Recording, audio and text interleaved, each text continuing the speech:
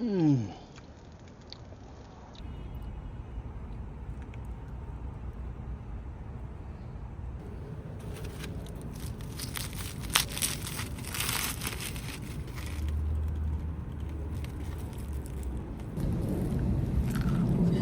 Mm.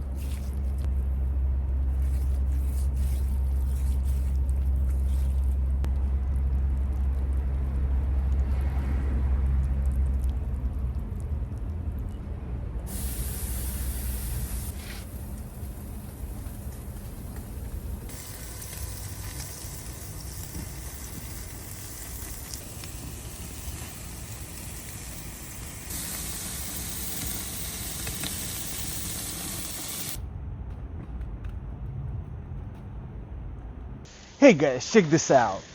What I have right here, it's an electric grill brush that was sent to me for evaluation purposes, but of course this is my own opinion on this masterpiece. That will help you to remove not only the rust, but eventually the leftovers of the food from the grill.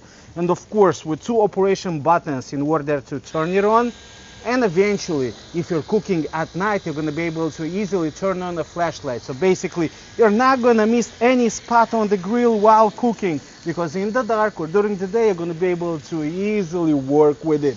And of course the brushes are made for you to easily work with the grill in order to clean it. Mine wasn't used in a very long time, it was really rusty, but I was able to easily clean all the rust using this one. And right now eventually to enjoy a nice meal on the grill.